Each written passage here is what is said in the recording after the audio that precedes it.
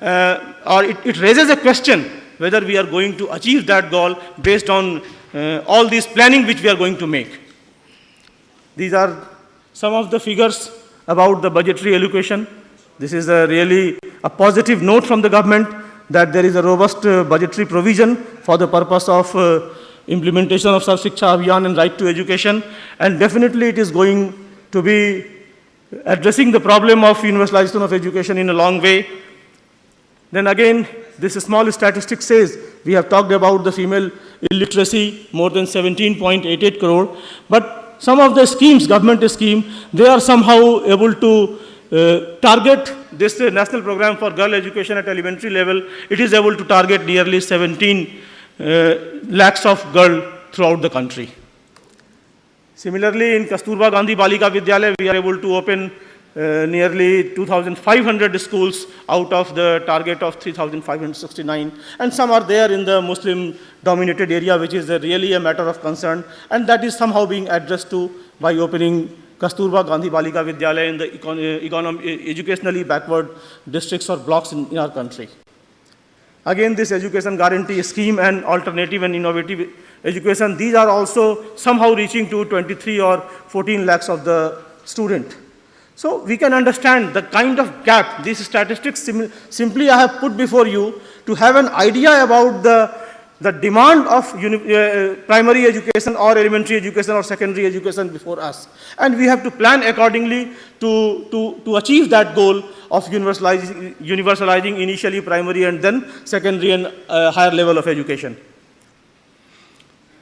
As pointed out earlier also, that right to education is one of the initiatives of the government that at least guarantee that every child is having a right to education, reaching school and getting educated.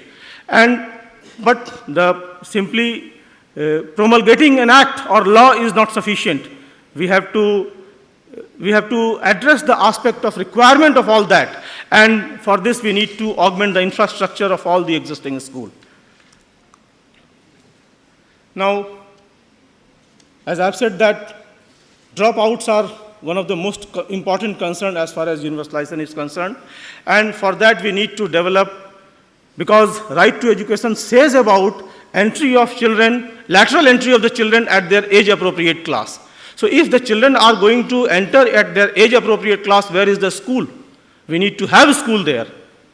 For that, and at the same time we need to have curriculum and the material, study material for that, so we need to develop certain bridging material for the purpose of addressing the education needs of the dropout. And when we are talking about the dropouts, we need also to address about the experience of the child. Whatever learning has taken place, though the child is out of the school system, but we need to address the experience of the child also while making all these learning modules. When we are talking about all these dropouts, appropriate training of teacher. Already we are facing with the scarcity of good number of teachers, and training is another important area in which we are really lacking. We need to look at the aspect of strategies, differential strategies for rural, urban, and the marginalized group of children. When we are addressing the issue of dropouts, we have to understand that our academic calendar as well as the school timing has to be very flexible. We are having a budgetary provision, infrastructure of the school is there, but still these are not going to achieve our target of universalizing the education by 2015. So there is definitely a requirement that we whatever available infrastructure we are having, there has to be a maximum utilization of all that infrastructure. As I've said, that flexible timing is one which is definitely give a convenience to the rural as well as urban children. Opening of a new school require lot of investment. But whatever existing schools we are having, we have to somehow utilize them maximally. And one of the solutions, because I belong to a system in which in order to meet the requirement, sometimes schools are even run in different shifts in government schools also. So we have to think of running the schools in shift in order to address. I've been reminded of time, so I'll definitely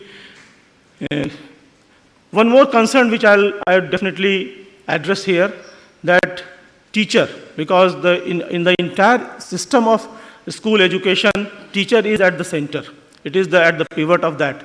But there is a problem that nobody wants to be a teacher. If you touch your own heart, when you were at your school time, or even whether you are willing that your children to be a teacher, nobody will say that, yes, I want that my son or my daughter should be a teacher. So we have to think in that perspective, that why teaching is not a career opportunity or career option for our youth. If we have to really address it. What is going on nowadays, in the last point because nowadays what is happening, there is a lot of ad hocism in the education system, and that is the reason there is no sense of belongingness. Other aspect already I have mentioned, but there is no sense of belongingness, whether it is a school education, whether it is a higher education. So unless until teacher feels that he or she is a part of the system for the purpose of betterment of the society and imparting education, we cannot achieve the goal of universalizing the education. So that is why it is very important that somehow we have to deal the aspect of ad hocism in the educational system throughout, whether it is a school one or the higher education one. Teacher training is also the most important concern. There has to be emphasis on the training of untrained teacher. The in-service teacher training programs needs real attention, because if we look at the whole structure, whether it is in-service teacher training in the centrally sponsored schools or in the state-run schools, in-service teacher training is somehow taken as simply a time pass, or somehow taken to be a tool for getting promotion.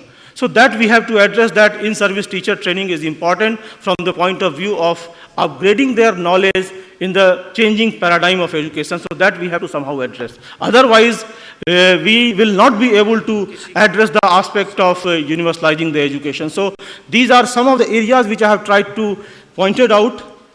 Of course, regarding vocationalization, Central Board of Secondary Education and many state government agencies are also working on that. But what I feel that the seed of vocationalization should be sown right from the very beginning in the elementary education, so that the aspect of vocationalization is taken in a right perspective. The basic problem with of vocationalization is that generally there is a general perception that the vocational courses are taken to be as an inferior kind of course, and that is why there is a very poor response. So unless until it is linked with some industry or with some employment, there will not be much zeal towards option of the vocational educational courses. And of course, there are many instances that those who are offering with vocational courses, they are getting some difficulty in getting higher education, because after getting a vocational education, sometimes it is felt that it is only for the purpose of low-paid jobs, and then they will not be able to carry out their higher education any further. So that way we have to address all these aspects. First of all, we have to plan according to the existing demand. Of course, it's a very huge one, but we have to address that, and in that way, we have to adopt a multi-pronged strategy in which government initiative is also very important, and in addition to that, the role of the local bodies, role of NGOs, role of private partnership, these all are important. So we have to adopt a multi-pronged strategy for the purpose of achieving this Millennium Development Goal of universalizing primary education at least. Thank you very much.